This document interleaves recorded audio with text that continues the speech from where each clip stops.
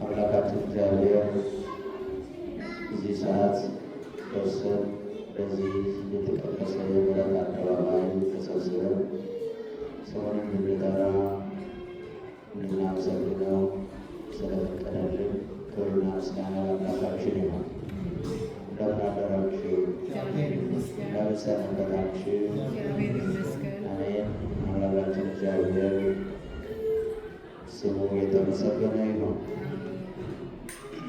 እንደምታውቁት ዛሬ አብይ ጾምን ከጀመርን 7ኛው ሰንበት ላይ እንገኛለን። የዛሬው ሰንበት ኒቆዲሞስ ይባላል። ይህንን ስያሜ ቅዱስ ያሬድ የሰጠው ሲሆን ዛሬ በቅዳሴው መካከል ከተነበበው የዮሐንስ ወንጌል ምዕራፍ 3 ላይ ያለው ታሪክ የተወሰደ ስያሜ ነው። በዚህ የዮሐንስ ወንጌል ምዕራፍ 3 ከቁጥር 1 እስከ 15 ድረስ ያለው የኒቆዲሞስና የጌታችን የኢየሱስ ክርስቶስ ንግግር ጌታችን አምላካችን መድኃኒታችን ኢየሱስ ክርስቶስ በተለያዩ ጊዜያት የተለያዩ ሰዎችን አስተምሯል። በውሃ መቅጃ ዳር ያገኛትን አንዲት ሴትዮ አስተምሯታል። ሌሊት እየመጣ ደግሞ ለሚጠይቀው ለአይሁድ አለቃ ለኒቆዲሞስ ምነው በብርሃን ለምን አልመጣህም ሳይል በጨለማ የመጣውን የአይሁድ መምህር ያውም ፈሪሳዊ ለእርሱ ደግሞ እንደዚሁ ለጥያቄዎቹ ሁሉ ምላሽ በመስጠት አስተምሮታል። እንደምታውቁት በወንጌልም እንደተጠቀሰው ከፈሪሳውያን ወገን የሆነ ኒቆዲሞስ የተባለ ሰው ለአይሁድ ደግሞ አለቃቸው የሆነ በሌሊት እየመጣ ጌታችን ኢየሱስ ክርስቶስን ይጠይቀው ነበር። ከመጠየቁ አስቀድሞ ጌታችን ኢየሱስ ክርስቶስ ወደዚህ ዓለም የመጣ እውነተኛ መምህር መሆኑን ተናግሯል። አንተ ወደዚህ ዓለም እኛ ልታስተምር ከእግዚአብሔር እንደመጣ እናውቃለን ብሎ በመናገሩ ጌታችን መድኃኒታችን ኢየሱስ ክርስቶስ ወደዚህ ዓለም የመጣ ከእግዚአብሔር ዘንድ የመጣ መሆኑን ምስክርነት ሰጥቷል። እንግዲህ ይህ ቃል በተለያየ መንገድ የሚተረጎም ቢሆንም ለጊዜው ግን የኒቆዲሞስን እምነት ጌታችን መድኃኒታችን ኢየሱስ ክርስቶስ የሚያደርጋቸው ተአምራት በሰማይ እግዚአብሔር ካልሆነ በቀር የሰው ልጅ እንደዚሁ ደርሶ የሚያደርጋቸው እንዳልሆኑ አምኖበታል። ለዚህ እውነተኛው መምህር ነው ብሎ ስለተቀበለው ጥያቄዎቹን ሁሉ ይዞ ይመጣ ነበር፣ ይማር ነበር። በሌሊት በጨለማ ይማር ነበር። በጨለማ ለምን መጣ ያሉ እንደሆነ እንደዚህ ብለን ብንጠይቅ ምነው በቀን በቤተ ምኩራብ ጌታችን መድኃኒታችን የተመላለሰ ያስተምር ነበር። ያን ጊዜ ጥያቄውን ለምን አልጠየቀም ብለን ብንጠይቅ ይህ ሰው በወንጌልም ቅዱስ ዮሐንስ እንደጻፈልን የአይሁድ አለቃቸው ነው፣ መምህራቸው ነው፣ የተከበረ ሰው ነው። ስለዚህ ክብሩ ወዳጅ ስለሆነ ሁለት ነገር ይጎድልበታል። እንዴት ከኛ ወገን ሆኖ የእሱ ተከታይ ይሆናል እንዳይባል፣ ሌላው ደግሞ እሱ አውቆ እኛን ሲያስተምር እኛን የሚያስተምር መምህር ሆኖ ሳለ እንዴት እሱ የዚህ የናዝሬቱ የኢየሱስ ደቀ መዝሙር ይሆናል ብለው እንዳይተቹ ነገር ግን ደግሞ ከጌታችን ከመድኃኒታችን የሚገኘው እውቀት ደግሞ እንዳይቀርበት በሌሊት መጥቷል። በሌሊት ለምን መጣ አላለው? ጌታችን መድኃኒታችን ኢየሱስ ክርስቶስን መጥቶ ሲጠይቀው ለጥያቄዎቹ መልስ ሰጥቶታል፣ አስተምሮታል። በዚህ ቀን ደግሞ አንተ ከእግዚአብሔር ተልከህ የመጣህ እንደሆነ እናውቃለን። ከእግዚአብሔር ከእርሱ ጋር ካልሆነ በቀር አንተ የምታደርጋትን ተአምራት፣ አንተ የምታስተምረውን ትምህርት ሊያደርግ የሚችል የለም ብሎ ሲናገረው ያን ጊዜ የመለሰልን አዲስ ትምህርት ነው። አዲስ ትምህርት ለዚህ ለኒቆዲሞስ አስተማረው። ይኸው ወደ እግዚአብሔር ስለመግባት ምን እንደሚያስፈልግ ነገረው። የእግዚአብሔር መንግሥት ለመውረስ ወደ እግዚአብሔር መንግሥት ለመግባት ዳግመኛ መወለድ ያስፈልጋል። ትምህርት መማርን፣ እውቀት መኖርን፣ ባለጸጋ መሆኑን ወደ እግዚአብሔር መንግሥት አያገባም። ወደ እግዚአብሔር መንግሥት ለመግባት ዳግመኛ መወለድ ያስፈልጋል እና ዳግመኛ ልትወለዱ ይገባችኋል ብሎ ሲያስተምረው ይሄ ነገር ረቀቀበትና ጌታ ሆይ ሰው እኔ እንግዲህ ካበጀው በኋላ ትልቅ ሰው ከሆንኩ በኋላ እንዴት ወደ እናቴ ማኅፀን ገብቼ እንደገና ልወለድ እችላለሁ ብሎ ጠየቀ። እዛ ወደ ጌታችን ጥያቄውን ሲያቀርበው ሰው ካረጀ በኋላ ከሸመገለ በኋላ እንዴት ወደ እናቱ ማኅፀን ተመልሶ ይገባ ዘንድ ይችላል ብሎ ጠየቀው። እንዴት ይችላል? ዳግመኛ ልትወለዱ ይገባችኋል ነው ያለው ጌታችን። መወለድ የሚያውቀው እሱ ኒቆዲሞስ መወለድን የሚያውቀው ከእናት ከአባት መወለድን ብቻ ስለሆነ እኛ አንድ ጊዜ ተወልደን አድገናል፣ ሸምግለናል። ዳግመኛ ወደ እናታችን ማኅፀን ገብተን መወለድ እንዴት ይቻለናል ብሎ ጠየቀ። ጌታችንን ሲጠይቀው ጌታችንም ምን ብሎ መለሰለት? እውነት እልሃለሁ ዳግመኛ የምትወለዱት ከውሃና ከመንፈስ ቅዱስ ያልተወለደ ወደ እግዚአብሔር መንግሥት ሊገባ አይችልም ብሎ ገለጠለት። መጀመሪያ ዳግመኛ ካልተወለደ በስተቀር ሰው ወደ እግዚአብሔር መንግሥት ሊገባ አይችልም ብሎ የተናገረው። ኒቆዲሞስ ሰው ካበጀ በኋላ ትልቅ ሰው ከሆነ በኋላ ዳግመኛ እንዴት መወለድ ይችላል? እንዴት ወደ እናቱ ማኅፀን ገብቶ እንደገና ሊወለድ ይችላል ብሎ ሲጠይቀው ጌታችን ሲመልስለት ከውሃና ከመንፈስ ቅዱስ ካልተወለደ በቀር ወደ እግዚአብሔር መንግሥት መግባት አይቻልም ብሎ ዳግመኛ እንዴት እንደሚወለድ አስረዳው። ዳግመኛው ልደት ከውሃና ከመንፈስ ቅዱስ መሆኑን ገለጠለት። የመጀመሪያው ያልተገለጠ የተከደነ ነበር። ዳግመኛ ልትወለድ ይገባል ነው ያለው። ሁለተኛው ግን እንዴት እንደሚወለድ የሚገልጥ ነው። ከውሃና ከመንፈስ ቅዱስ ያልተወለደ ወደ እግዚአብሔር መንግሥት አይገባም ማለት። እንግዲህ ከውሃና ከመንፈስ ቅዱስ ሰው የሚወለደው መድኃኔዓለም ኢየሱስ ክርስቶስ ከሰማየ ሰማያት መውረዱ ከድንግል ማርያም ያለ አባት ማለት ነው። ድኅረ ዓለም ያለ አባት ከድንግል ማርያም ከእናት ብቻ መወለዱን አምኖ ወደዚህ ዓለም የመጣው ደግሞ ስርየተ ኃጢአትን ለሕዝብ ሁሉ ለመስጠት በዲያብሎስ አገዛዝ ስር ያለውን የሰው ልጅን ከዲያብሎስ አገዛዝ ነፃ ለማውጣት መምጣቱ አምኖ ሲጠመቅ ያን ጊዜ ዳግመኛ ይወለዳል። ከአብራ ከመንፈስ ቅዱስ ይወለዳል ማለት የሚወለደው በውሃ ነው።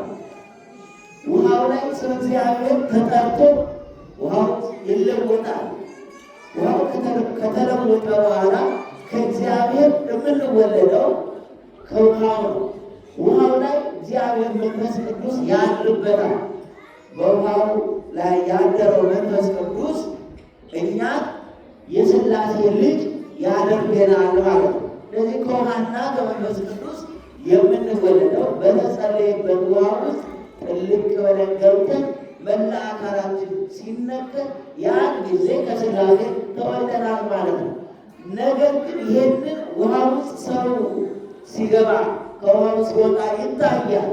ነገር ግን ከስሉስ ቅዱስ ከሥላሴ ሲወለድ በእምነት ዓይን ይታያል እንጂ እዚህ ጋር በመጠጡት ዓይኖቻችን ያንን ነገር ማየት አንችልም። ነገር ግን በሕሊናችን ዓይን ከእግዚአብሔር መወለዳችንን እናምናለን፣ እንመለከታለን ማለት ነው። ይሄ የአፍአው የውጭ ዓይን ያንን ማየት አይቻለው። ረቂቁ ዓይነ ልቡና ግን ያንን ነገር ተመልክቶ አምኖ ከእግዚአብሔር ተወለድኩ ይላል ማለት ነው። ለዚያም ነው በውሃው ላይ ጸሎት ይደረጋል፣ ውሃው ይባረካል፣ ይለወጣል። ያ የተለወጠው ውሃ እኛ ከመንፈስ ቅዱስ ከአብርሃም መንፈስ ቅዱስ እንድንወለድ የሥላሴ ልጅ እንድንሆን ያበቃናል፣ ያደርገናል ማለት። ያለዚያ ግን ከሥጋ የተወለደ ሥጋ ከሥጋ የተወለደ ሥጋ ነው። ስለዚህ ከእናት ከአባቱ አንድ ሰው አንድ ሕፃን ልጅ ይወለዳል፣ ያድጋል። መጨረሻ ሳይጠመቅ ቢሞት እሱ ሥጋ ነው፣ ወደ መቃብር ይወርዳል። የእግዚአብሔር መንግሥት አያይም። ዳግመኛ በተነሳ ጊዜ ጌታችን መድኃኒታችን ኢየሱስ ክርስቶስ ኑ ሀቤ ቡሩካን ላዌ ከሚላቸው አይደምረው። ምክንያቱም በእግዚአብሔር ስም በተባረከው ውሃ በተለወጠው ውሃ ተጠምቆ የእግዚአብሔር ልጅ አልሆነም፣ ዳግመኛ አልተወለደም። ከሥጋ ብቻ የተወለደ በመሆኑ ወደ እግዚአብሔር መንግሥት አይገባም። ከመቃብር አይነሳም ማለት ነው። ከመቃብርማ ይነሳል። ሰው ሁሉ ሕያው፣ ነገር ግን ሕያው ቢሆንም ዘላለማዊ ሕይወት የሚኖረው ከውሃና ከመንፈስ ቅዱስ ከተጠመቀ ወይም የእግዚአብሔር ልጅ ከሆነ ብቻ ነው ማለት ነው። ስለዚህ ከመንፈስ ቅዱስ ያልተወለደ ከውሃና ከመንፈስ ቅዱስ ያልተወለደ ከሥጋ ብቻ የተወለደ የእግዚአብሔርን መንግሥት እንደማያያት ለቅዱስ ኒቆዲሞስ ጌታችን መድኃኒታችን ኢየሱስ ክርስቶስ ገልጦለታል። ይሄም እንግዲህ እንዲህ ስላልኩ ደግሞ በጣም አታድንቅ፣ በጣም ልዩ ነገር እንደነገርኩ አድርገን አታድንቅ። እዚሁ በምታየው ነፋስ ይነፍሳል። ነፋስ መንፈሱን ታውቃለህ፣ ከየት እንደመጣ ወዴት እንደምትሄድ ነፋሱን አታውቅም። ከመንፈስ ቅዱስ የሚወለድ እንዲሁ ነው፣ አይታወቅም፣ ረቂቅ ነው። የመንፈስ ቅዱስ ልደት ረቂቅ ነው። አንድ ሰው እንዲህ ነው እንደዛ ነው ብሎ ሊናገረው ሊተነትነው ለሌላው ሊያስረዳው የማይችል ረቂቅ ነው። ስለዚህ የነፋስን ከየት መጣ ምንጩን መነሻውንና መድረሻውን የማታውቅ ከሆንክ የመንፈስ ቅዱስ አሰራር ደግሞ ልታውቅ አትችልም። ይሄ ረቂቅ ነው። ስለዚህ ረቂቁን ነገር እናምነዋለን እንጂ አንዳስሰው ማለት ነው። አሁን እግዚአብሔር አለ፣ እግዚአብሔር በውሃና በመንፈስ ቅዱስ ሰው የእሱ ልጅ ያደርጋል ስንል አስቀድመን የእግዚአብሔርን መኖር ማመን ይጠይቃል። ከዛ በኋላ ነው በውሃው የምንጠመቀው። ያለዚያማ እግዚአብሔር ልጆቹ ሊያደርገን ወደ ውሃው የምንሄደው የእሱን መጀመሪያ የእሱን መኖር ህልውናውን አምነን የመኖሩን ነገር ካላመንን ወደ ውሃው ገብተን ልንጠመቅ የእሱን ልጆች ልንሆን አንችልም። አስቀድመን በእግዚአብሔር ህልውና ማመን ያስፈልጋል። በእርሱ መኖር ማመን ያስፈልጋል። እርሱ በውሃው አማካኝነት በተቀደሰው ውሃ አማካኝነት እንደሚወልደን ማመን ያስፈልጋል። ስለዚህ ለዚያ ነው ከውሃና ከመንፈስ ቅዱስ ልትወለዱ ይገባችኋል። ይህንንም ስላልኩ አታድንቅ፣ የነፋስን መነሻውንና መድረሻውን አታውቅም። ይሄ ደግሞ ከዚህ የረቀቀ ነው። እግዚአብሔር ልጆቹን በውሃ አማካኝነት ሲወልዳቸው ማየት ያንን መረዳት በጣም ረቂቅ ነው። ስለዚህ በእምነት ብቻ ይህንን ነገር እናያለን፣ በእምነት ብቻ ይህንን እንጨብጣለን ማለት ነው። ስለዚህ ቅዱስ ኒቆዲሞስ በጠየቀው ጥያቄ እኛ ደግሞ ከዓለም እስከ ዓለም ፍጻሜ ድረስ የሚደርስ ትምህርትን አግኝተናል። ነፋስ ወደ ወደደው ይነፍሳል፣ ድምፁን ትሰማለህ እንጂ ከየት እንደሚመጣና ወዴት እንደሚሄድ አታውቅም። በመንፈስ ቅዱስም የሚወለድ እንደዚሁ ነው፣ ረቂቅ ነው ብሎ መልሶለታል። ታዲያ ኒቆዲሞስ ይህ ሊሆን እንደምን ይቻላል ብሎ ጠይቋል። እንግዲህ ጌታ ኢየሱስም ይህንን የአይሁድ መምህር ይሄ ሊሆን እንዴት ይቻላል ብሎ በመጠየቁ አንተ የአይሁድ መምህር ነህ፣ ነገር ግን ይህንን እንዴት መረዳት አቃተህ?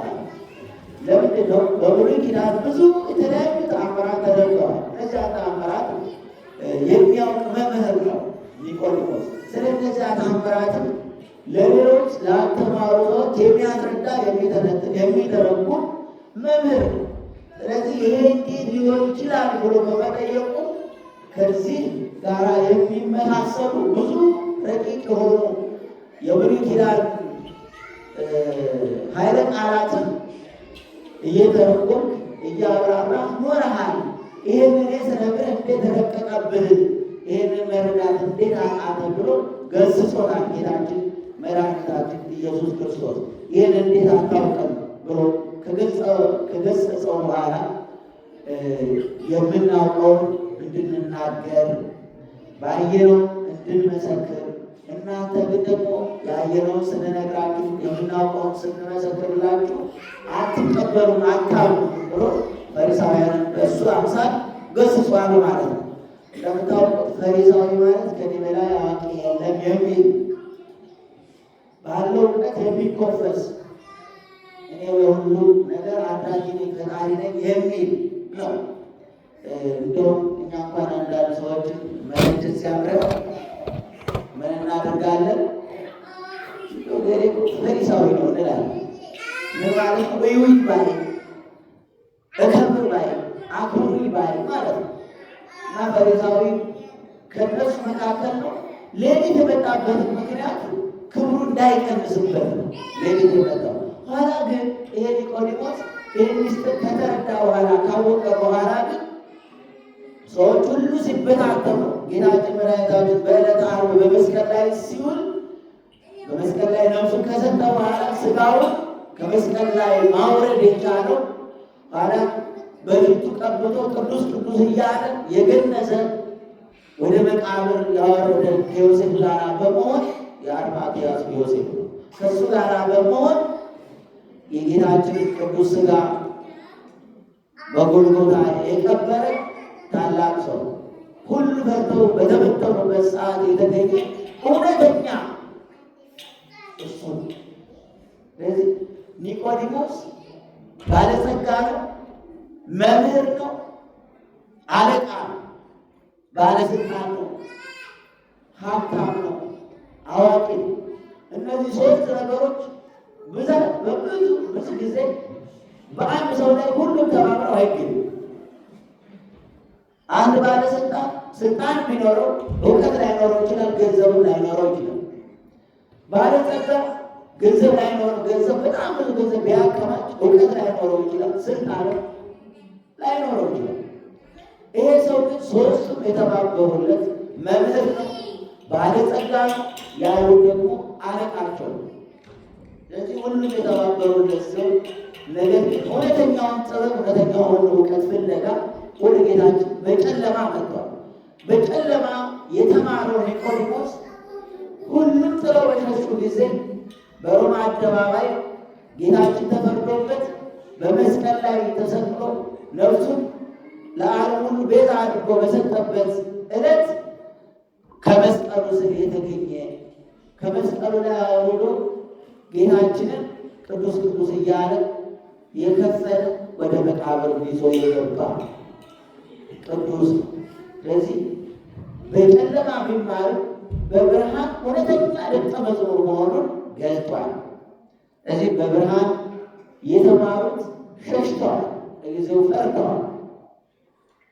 ነገር ግን በጨለማ የመጣው ኒቆዲሞስ እስከ መጨረሻው ጸንቷል ማለት ነው። ሁላችንም አምላካችን እግዚአብሔር በኒቆዲሞስ አማካኝነት ለሁላችንም አስተምሮናል። በዚህ ዓለም ላይ ብዙ ጊዜ ባለጸጎች ልንኖር እንችላለን፣ ባለስልጣንም ልንኖር እንችላለን፣ በእውቀት የከበሩ ሰዎች ደግሞ እንኖራለን እና በሁሉም እንድናገለግልበት እግዚአብሔር ያደለ ሰዎች እንገኛለን። ስለዚህ ምናልባት ሶስቱንም ያለ የሌለን በአንድ ላይ አስተባብረን ያለያዝን ግን አንዱ ያለን እንኖራለን። በእርግጥ እግዚአብሔር ለእያንዳንዱ ሰው ያለ ጸጋ አላመጣውም። ይህንን ሰው ሁላችንም አንዳንድ ነገር እየሰጠ ነው ያመጣል። ስለዚህ በሰጠን ጸጋ እግዚአብሔር እንድናገለግልበት፣ ራሳችንን እንድናገለግልበት፣ አገርንም ወገንንም እንድናገለግልበት አምላካችን እግዚአብሔር ይፍቀድልን። የቅዱስ ኒቆዲሞስ የገለጠውን ሚስጥር ለእኛ የሚገለጥልን እንደ ቅዱስ ኒቆዲሞስ ደግሞ እስከ መጨረሻው ድረስ የጸናች ሊያደርገን አምላካችን እግዚአብሔር ቅዱስ ፈቃዱ ይሆንልን። ይቆየን። Say